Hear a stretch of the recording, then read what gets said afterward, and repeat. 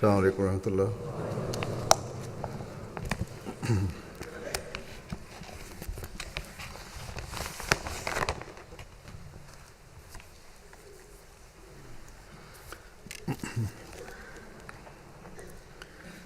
أشهد أن لا إله إلا الله وحده لا شريك له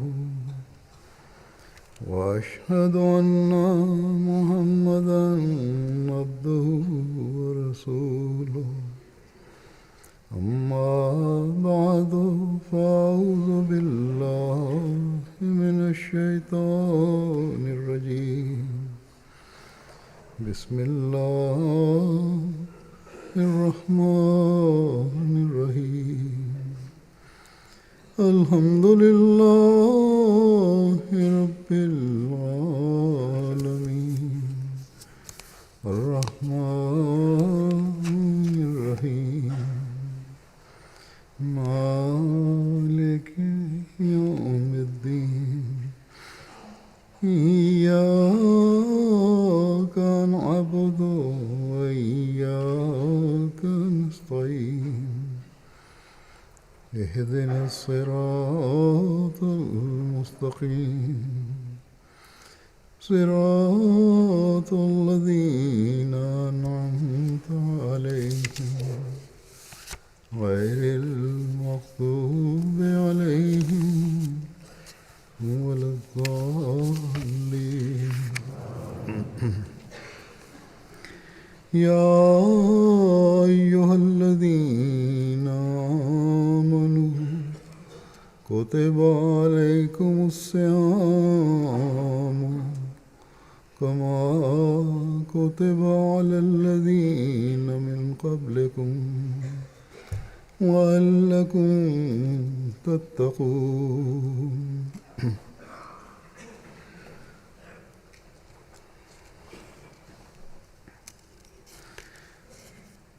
اے وہ لوگو جو ایمان لائے ہو تم پر روزے اس طرح فرض کر دیے Ô گئے vous qui croyez, تم سے پہلے لوگوں پر فرض کیے گئے le jeûne vous est prescrit, کہ تم تقوی اختیار tout comme il a été prescrit à vos devanciers, afin que vous adoptiez la piété. کہ ہمیں اپنی زندگی میں Alhamdulillah, par la grâce d'Allah, nous avons la chance de connaître un autre mois du Ramadan au cours de notre vie. Le saint prophète Mohammed sallallahu alayhi wa sallam a déclaré à une occasion: si seulement les gens connaissaient les excellences du Ramadan, eh bien, ma Ummah aurait souhaité que toute l'année soit Ramadan. Quelqu'un lui a demandé d'en décrire les excellences en disant au prophète d'Allah: décrivez-nous les excellences du Ramadan. Sur ce, le saint prophète Mohammed lui a déclaré: le paradis est embelli pour le Ramadan du début de l'année jusqu'à la fin. Selon un autre récit relaté par Abu Huraira radhiyallahu anhu, le saint prophète Mohammed a déclaré que quiconque jeûne pendant le Ramadan comme un acte de foi et en s'évaluant personnellement, eh bien, il verra ses péchés précédents expiés. Si vous connaissiez les excellences du Ramadan, vous auriez souhaité que toute l'année soit Ramadan, a déclaré le saint prophète Mohammed sallallahu alayhi wa sallam. Ainsi donc, l'excellence du Ramadan n'est pas limitée au jour de ce mois ou au fait d'éviter de manger ou de boire à certains moments de la journée.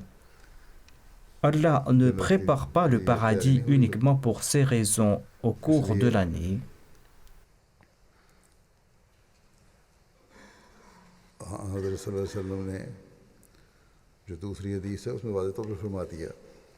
Les raisons ont été clairement énoncées dans le deuxième hadith du saint prophète Mohammed sallallahu alayhi wa sallam.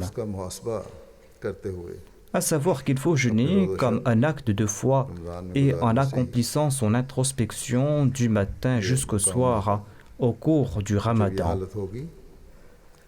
C'est ainsi que l'on méritera ce statut. Lorsqu'il en sera ainsi, c'est là que les péchés antérieurs seront pardonnés et c'est là que l'on va progresser dans sa foi et c'est là que l'on arrivera à accomplir son introspection. C'est là que l'on examinera ses faiblesses et ses œuvres et c'est là que l'on méditera sur son respect des droits d'Allah et d'autrui. Et c'est là que l'on va s'efforcer de conformer ses œuvres au plaisir d'Allah. C'est en accomplissant ces actions que les péchés seront pardonnés. Voilà l'objectif fixé par Allah pour les jeûnes du Ramadan selon le Saint-Coran. À la lumière du verset que j'ai cité au tout début, à savoir que le jeûne du Ramadan vous est prescrit tous les ans afin que vous adoptiez la taqwa.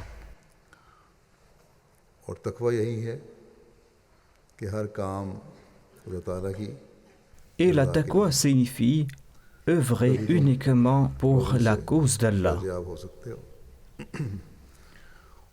C'est là que vous pourrez profiter des faveurs du Ramadan. Et c'est ainsi que vous pourrez vous protéger des assauts de Satan.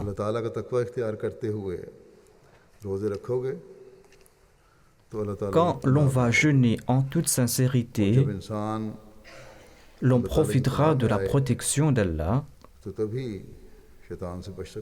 Et quand on profite de la protection divine, c'est là que l'on pourra se protéger de Satan.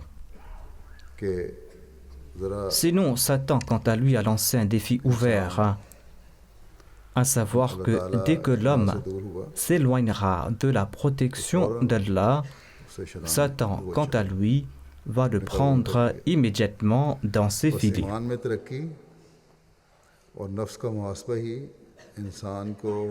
Ainsi, c'est le progrès dans la foi, c'est l'analyse de son âme qui feront profiter à l'homme la protection d'Allah.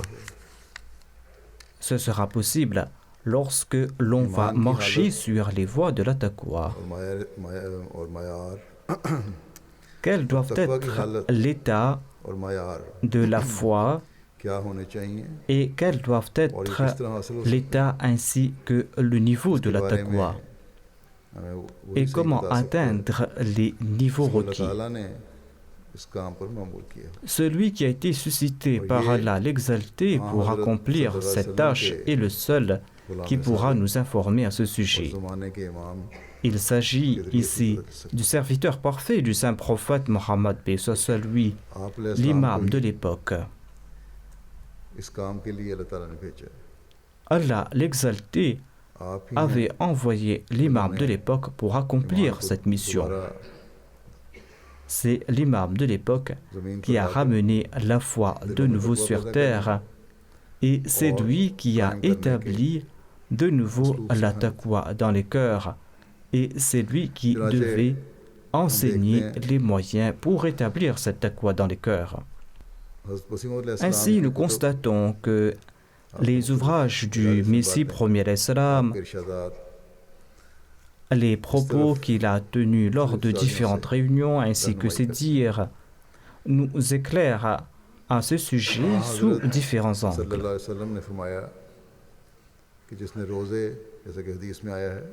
Le saint prophète Mohammed a déclaré dans un hadith qu'il faudra jeûner dans un état de foi, il faudra jeûner en accomplissant son introspection. Celui qui agira de la sorte aura ses péchés expiés. Ce n'est pas là quelque chose d'ordinaire. Le Messie premier l'Islam nous explique que l'on ne possédera pas la foi tant que l'on n'aura pas reconnu le statut véritable d'Allah l'exalté. Le Messie premier l'Islam déclare à ce sujet: l'étape la plus difficile que nous devrons parcourir est la reconnaissance de la personne de Dieu. Nous devrons reconnaître Dieu. Si notre reconnaissance de la personne de Dieu comporte des lacunes et Si cette reconnaissance est douteuse, eh bien notre foi ne sera point éclairée. Comment reconnaître Dieu?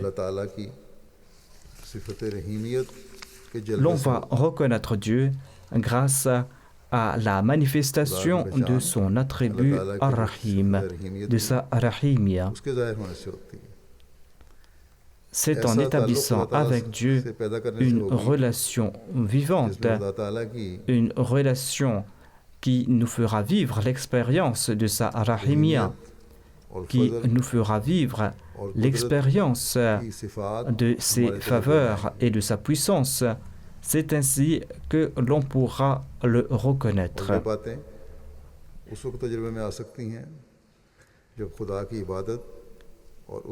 Et l'on pourra en faire l'expérience quand l'adoration de Dieu, quand cette relation avec lui atteindra le seuil de l'extraordinaire. Le Messie premier l'Islam explique que lorsqu'on fait l'expérience des attributs de la Rahimia de Dieu, lorsqu'on va faire l'expérience de ses faveurs et de sa puissance, c'est là que l'on pourra se libérer des passions de la chair. L'on est esclave de ces passions charnelles en raison de la faiblesse de la foi et en raison de manque de certitude. Si la foi n'est pas faible, si on a une certitude parfaite en Dieu, les passions de la chair n'auront pas lieu d'exister. Le Messie premier l'Islam explique que l'homme est épris de l'aisance de ce monde, de ses biens, de ses richesses. Or, il ne ressent pas pour les faveurs de l'au-delà la même passion. L'homme prétend aimer les faveurs de l'au-delà. Or, si cela était vrai, eh bien, pour acquérir ces faveurs de l'au-delà, il aurait entrepris les mêmes efforts qu'il accomplit pour récolter les choses de ce bas monde. Voire pour les faveurs de l'au-delà, il aurait accompli plus d'efforts. Il est donc évident qu'il ne croit pas réellement dans la puissance de Dieu, dans sa Rahimia, dans ses promesses. Il est donc essentiel d'accomplir à cet égard une analyse de sa personne. Après cette explication, l'on comprend que la foi n'est pas quelque chose d'ordinaire. La foi revêt une très grande importance. La foi est un très grand objectif qui nous a été confié. Ces préparatifs ne concernent pas uniquement ces 30 jours du jeûne ou le mois du Ramadan. En soi, ces 30 jours de jeûne n'ont pas d'importance. Ces 30 jours de jeûne auront de l'importance quand tous nos efforts entrepris grâce à l'entraînement reçu au cours de ce mois reposeront sur nos œuvres accomplies pendant l'année. En 2 phrases, le saint prophète Mohammed sallallahu alayhi wa sallam nous a présenté notre feuille de route pour notre vie tout entière. Il ne suffit pas d'annoncer que l'on croit. Il ne suffit pas de croire qu'en raison de la déclaration du saint prophète Mohammed lui, tous nos péchés seront automatiquement pardonnés, rien qu'en affirmant que nous sommes en train de jeûner dans un état de foi. Le saint prophète Mohammed nous conseille de jeûner tout en accomplissant notre analyse de conscience. Et cela sous-entend que l'on devra placer sa foi dans la balance qui jauge la relation que l'on a avec Allah, l'exalté, cette balance qui est là pour sous-peser le respect de ses commandements. À nous d'analyser si nous sommes en train de suivre ces injonctions ou pas. Le Messie premier l'Islam nous prodigue les conseils suivants quant à l'état de notre foi ainsi que son amélioration. Le Messie premier l'Islam explique qu'il y a 2 catégories de foi en Dieu. La première catégorie de foi se limite à de simples déclarations verbales. des déclarations qui n'ont aucune incidence sur les œuvres. C'est une foi qui se limite à de simples paroles. Ce n'est pas une foi qui se traduit dans la pratique. La deuxième catégorie de foi en Allah est accompagnée de témoignages pratiques. Ainsi, tant que l'on ne tombe pas dans la deuxième catégorie, je ne puis affirmer, dit le Messie prophète salam, que l'on croit réellement en Dieu. Affirmer croire en Dieu pour ensuite commettre des transgressions est quelque chose qui dépasse mon entendement, dit le Messie prophète salam. La grande majorité des gens d'ici-bas tombent de la première catégorie. Je sais que ces gens prétendent croire en Dieu, dit le Messie prophète salam. Or, je constate qu'ils s'empêtrent par la même occasion dans les bassesses de ce bas monde et ils sont ternis par les flétrissures du péché.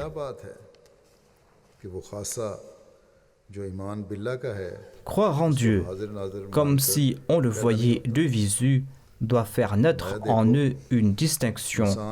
Mais pourquoi est-elle absente, cette distinction? Personne ne volera les biens d'un simple balayeur de rue en sa présence. Pourquoi donc s'opposer à ce Dieu en qui l'on prétend croire et pourquoi donc transgresser ses commandements avec tant d'hardiesse?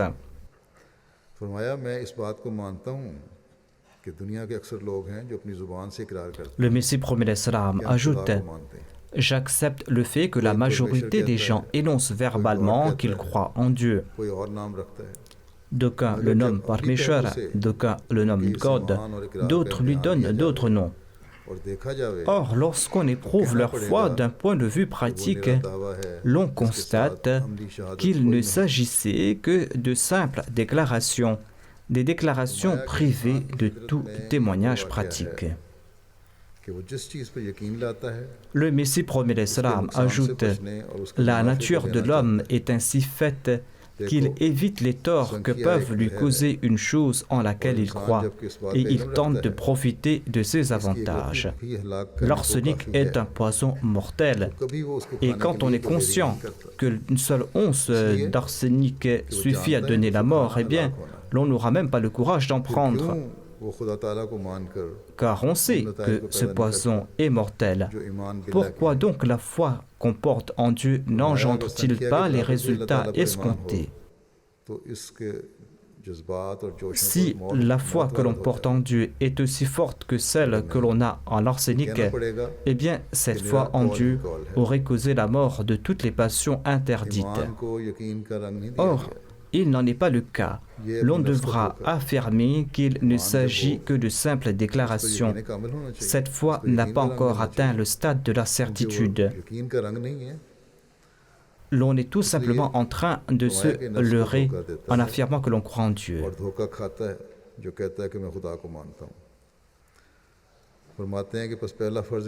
Celui qui dit croire en Dieu est en fait en train de se leurrer. Ainsi, la première obligation de l'homme est de rectifier la foi qu'il porte en Dieu. Il doit prouver dans la pratique qu'aucune action de sa part n'est contraire à la gloire d'Allah l'exalté et de ses commandements. Voilà en somme l'introspection que doit accomplir le croyant. Une atmosphère particulière se crée au cours du Ramadan. L'on est enclin à rendre culte à Dieu et l'on est enclin à accomplir de bonnes œuvres en voyant les autres. Dans ce climat particulier, tout en rendant culte à Dieu, tout en accomplissant de bonnes œuvres, nous devrons nous prosterner devant Dieu et nous devrons demander pardon pour nos péchés antérieurs et les actes d'adoration et les changements que l'on aura apportés en soi au cours de ce Ramadan et le pardon que l'on aura mérité au cours de ce Ramadan doivent faire partie intégrante de la vie future. Et nous devrons nous évertuer à maintenir ouvertes ces portes du paradis qui se sont ouvertes à nous au cours de ce Ramadan et nous devons toujours profiter du pardon divin. Afin de profiter constamment des faveurs de ce monde, nous devrons en toute humilité nous prosterner devant Dieu l'exalté. L'acquisition de la taqwa est le but qu'Allah a fixé pour le jeûne et nous devrons tenter d'atteindre la norme requise dans ce domaine. Je présente ici-bas certains points sur l'acquisition de la taqwa, sujet que le Messie premier l'Islam nous a expliqué de différentes manières.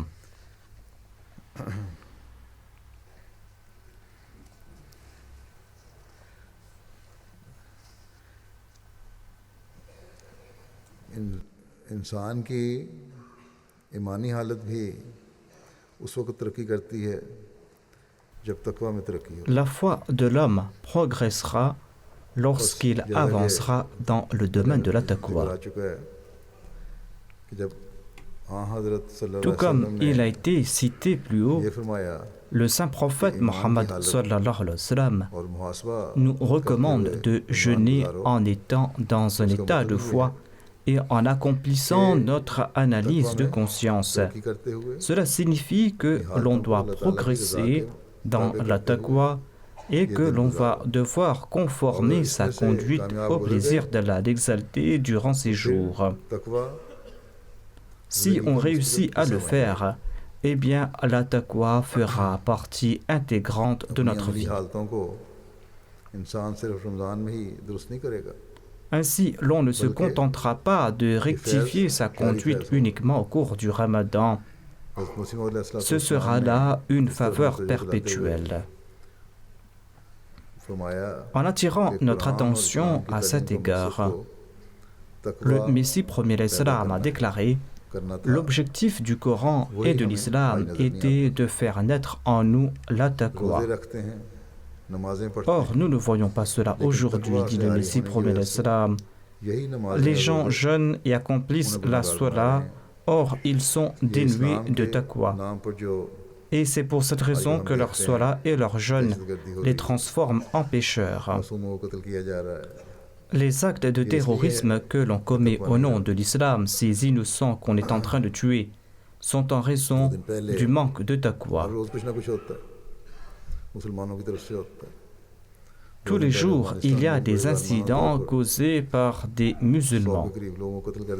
2 jours auparavant, l'on a tué avec une barbarie inouïe environ 100 personnes en Afghanistan. Le Ramadan sera-t-il de quelque avantage à ces personnes? Ces personnes vont-elles profiter des excellences de ce mois? Certainement non.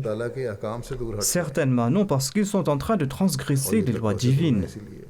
Ils sont en train de s'éloigner des commandements de Dieu et c'est pour cette raison qu'ils sont loin de la taqwa.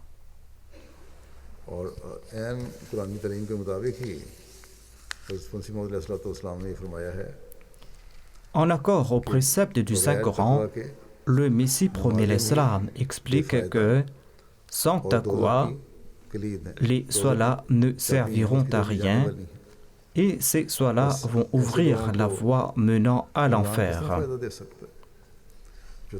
Ainsi donc, le Ramadan ne sera d'aucune utilité à ceux qui sont dénués de taqwa, ceux qui sont en train de commettre des atrocités au nom d'Allah et de son prophète, sallallahu alayhi wa sallam. Jamais ces personnes ne profiteront du Ramadan. Au contraire, ils seront frappés du courroux divin. En entendant à propos de ces atrocités, de ces actes de barbarie, ou en faisant le constat, nous les Ahmadis devrons plus qu'auparavant implorer le pardon d'Allah, nous devrons le louer, car Allah nous a permis de nous distinguer de ces infâmes en acceptant le Messie premier l'Islam. Nous devrons examiner nos œuvres et nous devrons aussi nous soucier de la fermeté de notre foi. Nous devrons être reconnaissants envers Dieu en raison du fait que le Messie promis alayhi salam nous a montré la voie qui mène à lui. Le Messie promis alayhi salam a déclaré: la racine de la foi est la taqwa et la pureté. La racine de la foi est la taqwa et la pureté, dit-il. La foi naît de ces deux entités et c'est la taqwa et la pureté qui arrosent la foi et qui répriment les passions charnelles.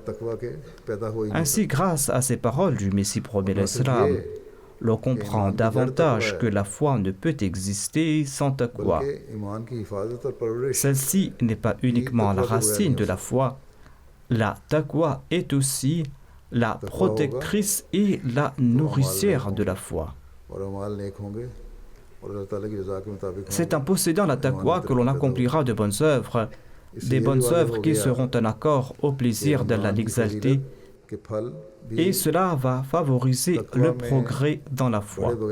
L'on en déduit aussi que les fruits de l'excellence du Ramadan seront acquis uniquement grâce à la taqwa.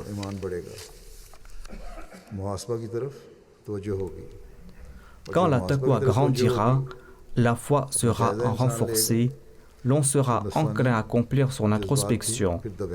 Ce faisant, les passions de la chair seront réprimées. Tout comme il a été dit plus haut, c'est en réprimant ces passions de la chair que l'on pourra se rapprocher de Dieu en accomplissant de bonnes œuvres.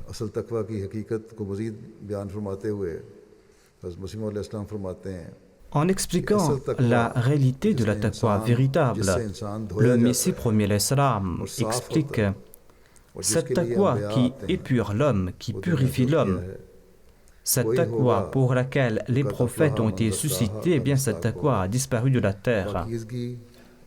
Le verset « Qad aflaha man zakkaha » ne s'applique pas à grand monde. La pureté est quelque chose de fort louable. Les anges viennent faire l'accolade à celui qui se purifie. Les gens y accordent peu de valeur. Sinon, ils auraient pu assouvir leur plaisir par les moyens licites. Si on accordait de la valeur à la taqwa, l'on aurait pu assouvir par les moyens licites et non par des moyens illicites ses plaisirs matériels. Le voleur commet ses lards saints afin d'amasser les biens. Or, s'il faisait preuve de patience, Allah l'aurait enrichi par d'autres moyens. De même, l'adultère commet son péché. Or, s'il avait été patient, Allah aurait comblé ses désirs par d'autres moyens.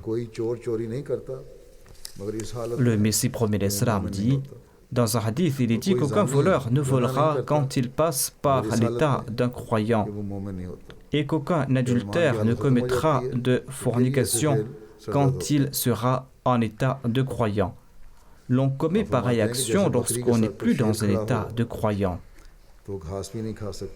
Le Messie promis l'Islam explique que face à un tigre, la chèvre oubliera de brouter l'herbe devant elle. Les gens ont-elles une foi moindre que celle de la chèvre?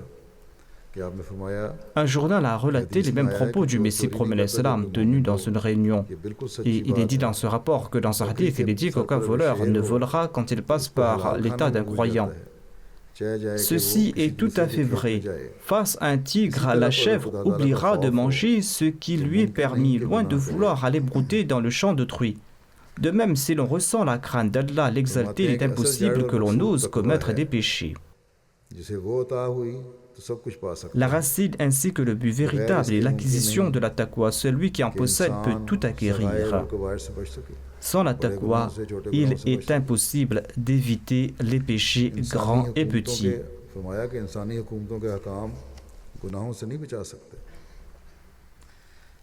Les lois des États d'ici-bas ne peuvent protéger du péché. Les préposés de l'État ne sont pas partout présents afin d'inspirer la peur. L'homme commet des transgressions lorsqu'il se croit seul. Sinon, il ne commettra jamais de péché. Et quand il se croit seul, il devient un athée.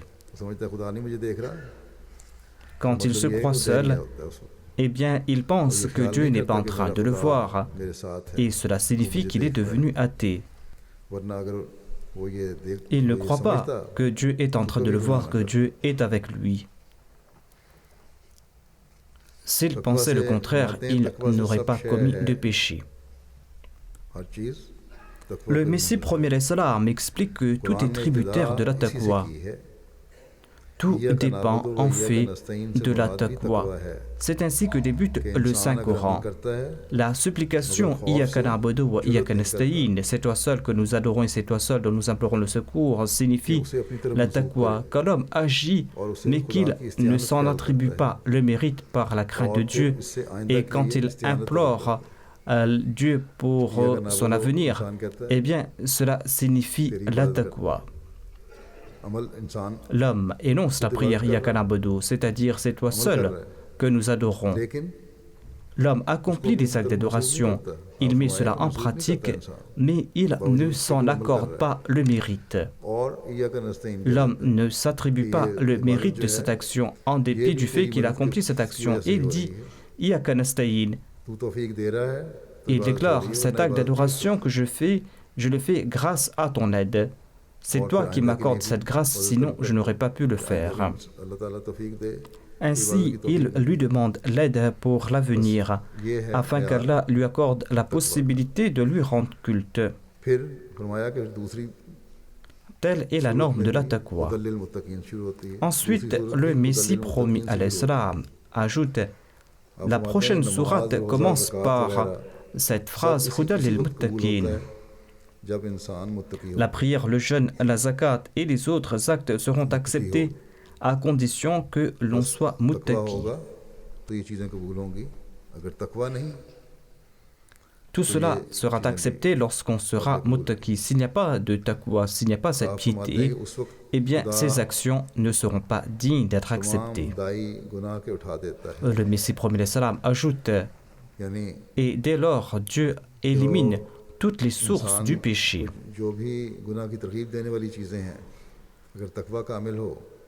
Cela signifie que si la taqwa est présente, eh bien Allah l'exalté va supprimer toute chose qui incite au péché, toute chose qui mène au péché, qui invite à la transgression. Le Messie premier salam ajoute si vous avez besoin d'une femme, eh bien il va vous accorder une femme. Si vous avez besoin d'un remède, il va vous l'accorder. Il vous accordera tout ce dont vous avez besoin et il va vous accorder des provisions de là où vous ne l'attendez pas. Dans un autre verset du Saint-Coran, il est dit Inna alladhina qalu rabbuna Allahu thumma istaqamu tatanazzalu alayhimul malaikatu alla takhafu wa la tahzanu. Ce verset fait également référence aux muttaqi, c'est-à-dire ceux qui disent qu'Allah est leur Seigneur et qui font preuve de constance dans cette foi, qu'Allah est leur Seigneur. Ils savent que c'est Dieu qui va pourvoir à leurs besoins, c'est lui leur nourricier. Eh bien, les anges viennent visiter ces personnes en disant « N'ayez aucune crainte et ne vous souciez pas des manquements qui ont pu ternir vos actions passées. Car à présent, vous êtes des muttaqi, vous avez adopté la taqwa. » Le Messie premier l'Islam déclare que Thumma istaqamu s'applique aux muttaqi. Ils passent par des tourments, ils passent par des épreuves, par des tempêtes, mais ils sont fidèles à la promesse qu'ils ont faite à Dieu. Ils ont promis à Dieu qu'ils seront constants. Ils ne seront pas comme ceux qui font preuve de piété uniquement pendant le Ramadan, en raison du fait qu'au cours de ce mois, les portes du paradis sont ouvertes. La persévérance est la condition sine qua non. Le Messie premier l'Islam ajoute, lorsque ces personnes ont agi de la sorte et ont fait preuve de sincérité et de fidélité, eh bien, ils vont recevoir cette réponse, Tatanazzalu alayhimul malaika, c'est-à-dire les anges vont descendre sur eux et vont leur dire, n'ayez point aucune crainte, ne soyez point tristes, Allah est votre gardien. وَابْشِرُوا بِالْجَنَّةِ الَّتِي كُنْتُمْ تُوعَدُونَ. Recevez cette bonne nouvelle du paradis d'ici-bas et du paradis de l'au-delà. Le paradis d'ici-bas signifie le paradis de cette vie. Cela ne s'applique pas au paradis de l'au-delà. Allah annonce la bonne nouvelle aux gens qui sont pieux d'un paradis ici-bas sur terre, tout comme il est dit dans le Saint-Coran, وَلِمَنْ خَافَ مَقَامَ رَبِّهِ جَنَّتَانِ. Ensuite, il est dit نَحْنُ أَوْلِيَاؤُكُمْ فِي الْحَيَاةِ الدُّنْيَا وَفِي الْآخِرَةِ. Dans la vie de ce monde et dans l'au-delà, nous sommes vos amis et vos protecteurs, diront ces anges. Ainsi, Allah pardonne les péchés de ceux qui font régulièrement des actions pieuses. Il leur accorde de plus les biens de ce monde. Allah leur accorde des faveurs d'ici-bas et il est leur ami et leur protecteur dans l'au-delà. Combien chanceux sont ceux d'entre nous qui, au cours du Ramadan, vivent conformément aux recommandations d'Allah et qui font preuve de constance dans ce domaine et qui tentent toujours de le faire.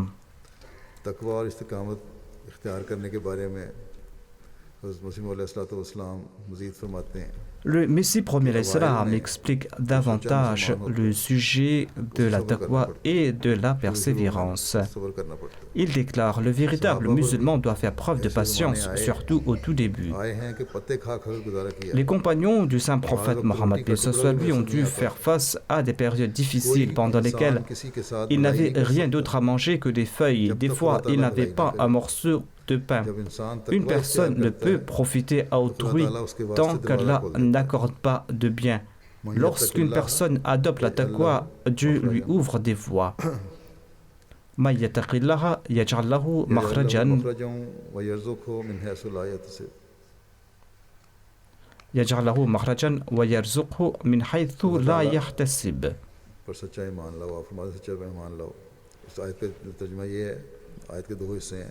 Le Messie premier l'Islam dit: ayez une foi ferme en Dieu. Ce verset comporte deux parties. Il est dit que la personne qui fera preuve de taqwa, eh bien Allah l'exalté lui ouvrira une voie pour elle, afin qu'elle obtienne sa provision de là où elle ne pouvait jamais l'escompter. Allah va pourvoir à ses besoins de là où il n'y s'y attend pas. Le Messie premier l'Islam déclare: ayez une foi sincère en Dieu et vous pourrez tout obtenir de lui. Mais il faut être persévérant. Les prophètes ont atteint leur degré d'excellence à travers la persévérance.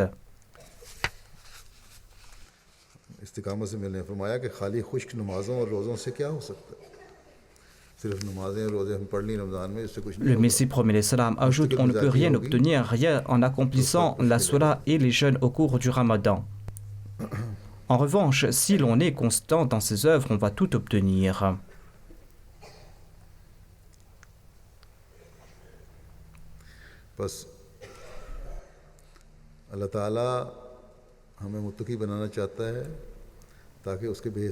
Allah, l'exalté, souhaite que nous soyons muttaqis, afin que les portes de ses grâces infinies s'ouvrent à nous. Il ouvre particulièrement les portes de sa grâce au cours du mois du Ramadan pour ceux qui possèdent la taqwa. Afin de devenir muttaqi, il ne suffit pas uniquement d'abandonner les péchés, il faudra aussi accomplir de bonnes œuvres.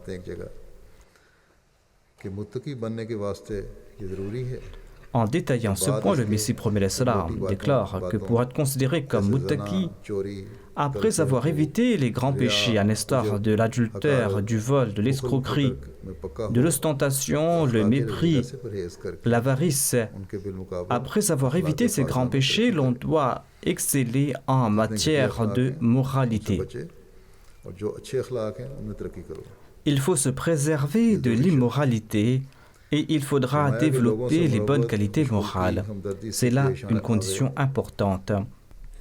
Il faut traiter autrui avec gentillesse et aménité. Il faut faire montre d'une véritable loyauté et sincérité envers Allah l'exalté. essayez d'atteindre l'excellence dans vos services. Il faut rendre des services et accomplir des œuvres louables, des œuvres extraordinaires. C'est ainsi que l'on va gravir les échelons de la taqwa. Il faut servir autrui avec abnégation. Vous devez respecter les droits d'Allah ainsi que les droits d'autrui. Et vous devrez accomplir ces œuvres afin qu'elles soient louables. Le Messie promet l'Islam explique « L'homme méritera le plaisir divin quand il accomplira pareille œuvre, et c'est ainsi qu'il méritera le titre de Muttaqi. » Seuls ceux qui possèdent tous ces attributs seront les véritables muttaqi. Si quelqu'un n'en possède qu'un seul, il ne méritera pas ce titre de muttaqi. C'est à propos de ces personnes que ce verset s'applique la khawfun alayhim wa la hum yahzanun, c'est-à-dire qu'ils n'auront aucune crainte ni ne seront-ils affligés. Que leur faut-il de plus? Allah devient leur protecteur, tout comme il dit wa huwa yatawalla as-salihin. Selon un hadith, dit le Messie promet l'Islam, il est dit qu'Allah devient les mains par lesquelles ils attrapent, il devient les yeux par lesquels ils voient, il devient les oreilles par lesquelles ils entendent, il devient les pieds avec lesquels ils marchent. Selon un autre hadith, il est dit que celui qui devient l'ennemi de mon ami, eh bien, je lui annonce d'être prêt à m'affronter.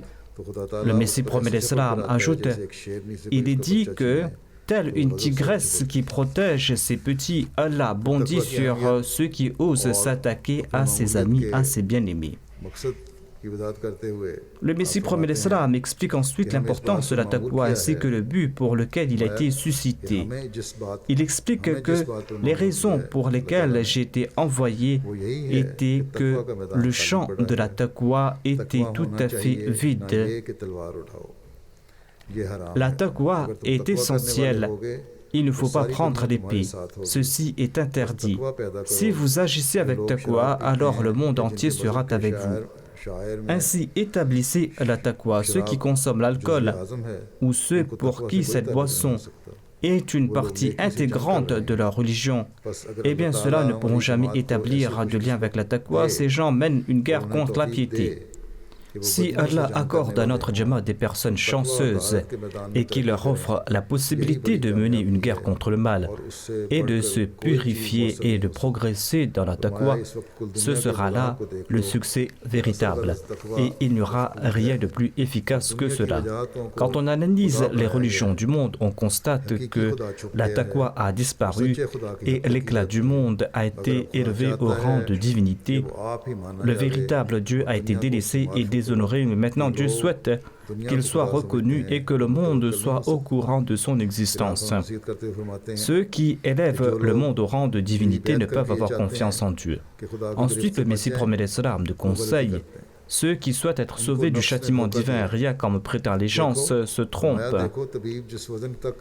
Leurs âmes est en train de les tromper. Si le patient ne respecte pas la prescription du médecin, il sera futile d'espérer quelque guérison. Ainsi, tentez de vous purifier et tentez d'être pieux au point que vous soyez protégés du châtiment de Dieu. Dieu est miséricordieux envers ceux qui se repentent, car si tel n'était pas le cas, eh bien, le monde sera dans les ténèbres. Quand une personne devient muttaqi, Dieu la distingue de son prochain. Le Messie promet l'Islam déclare, notre Jamaat doit se soucier. Si une personne fait preuve de taqwa autant que Dieu le souhaite, eh bien cette personne sera sauvée par Dieu. Dieu a fondé ce mouvement dans le but de promouvoir la taqwa car le champ de la taqwa est complètement vide. Ainsi donc, nous avons une autre occasion de profiter d'un ramadan au cours de notre vie. Et Dieu a déclaré que le but du ramadan, c'est pour acquérir la taqwa. D'ailleurs, le fait que le Messie promet l'Islam a déclaré que Dieu a mis en place cette communauté afin d'établir la taqwa, cela accroît nos responsabilités. Nous devrons à cet égard analyser notre état régulièrement et nous devrons tenter de provoquer en nous-mêmes cette révolution et d'apporter en nous cette taqwa afin qu'elle atteigne la norme requise par Dieu. durant ces jours de Ramadan qui sont empreints de faveur. Mais cela ne doit pas se limiter au Ramadan. Il faut que nous fassions que ces actions fassent partie intégrante de notre vie. Qu'Allah fasse qu'il en soit ainsi. Après la prière, je vais diriger la prière funéraire de Mokarram Khaja Ahmad Hussein Saheb, Darwish de Qadian. Il était le fils de Mokarram Mohammad Hussein Saheb.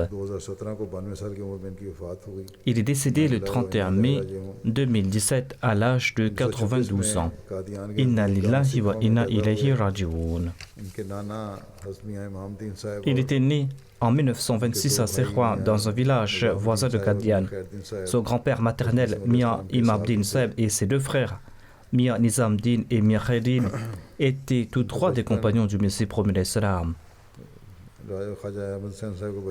Khaja Ahmad Hussein Saheb, le défunt, a passé son enfance dans une extrême pauvreté. À l'âge de 9 ans, il est venu vivre à Qadian avec sa famille. Et en raison de la situation difficile, il n'a pas pu poursuivre ses études. Mais il était fort passionné d'études. Il a appris par ses propres efforts la lecture du Saint-Coran. Ensuite, il participait dans les Majlis Nefar du deuxième calife à Qadian. Et c'est ainsi qu'il a accru sa connaissance. Lors de la partition de l'Inde, le deuxième calife lui a conseillé de rester à Qadian. Il est resté là-bas après avoir concerté avec ses parents. C'est ainsi qu'il est devenu un darwish. La Jamaat a connu une situation difficile où l'Anjuman ne pouvait pas payer les darwish. Et la Jamaat a donc demandé aux darwish qui connaissaient un métier d'aller chercher un travail. Ainsi, le défunt connaissait la couture et de 1953 à 1962, il a séjourné dans le sud de l'Inde. C'est ainsi qu'il pourvoyait lui-même à ses besoins. Ensuite, il est retourné à Qadian et il a eu l'occasion de servir dans différents bureaux de la Sadr Anjuman Ahmadiyya. Il a pris sa retraite en 1989, mais il n'a cessé de servir à la Jamaat. Et il a ouvert son magasin de couture juste à côté du portail de la mosquée Mubarak à Qadian.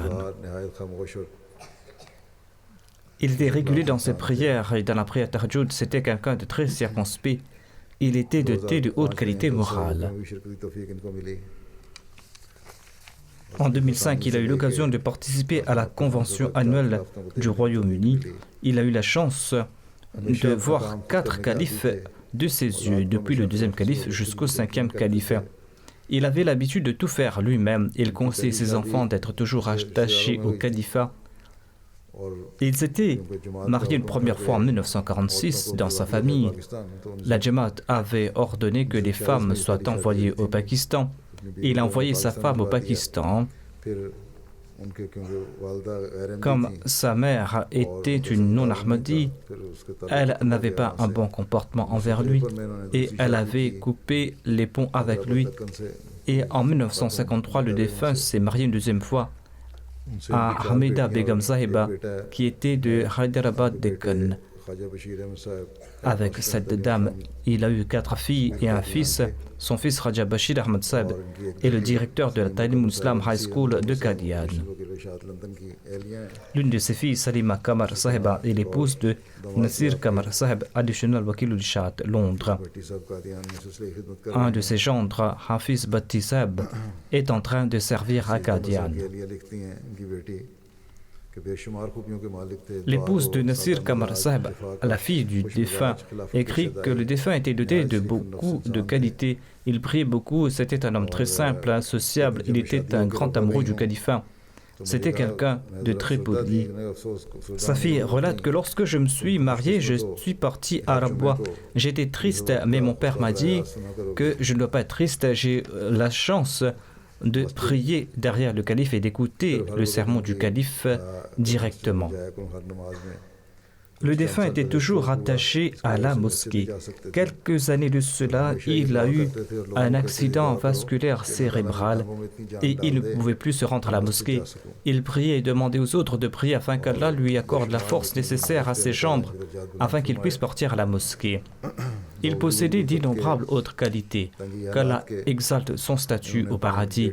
Malgré sa pauvreté, elle a poussé ses filles à faire des études et c'est ainsi que ces dernières ont pu compléter leur maîtrise et son fils aussi a complété sa licence ainsi que sa maîtrise. Il a fait sa licence et sa maîtrise et il est le directeur de la Talim Muslim High School. Qu'Allah fasse que sa descendance soit toujours attachée au califat. Qu'Allah fasse que sa descendance n'oublie pas les sacrifices auxquels a consenti le défunt et qu'Allah fasse que sa descendance soit toujours attachée à la Jamaat.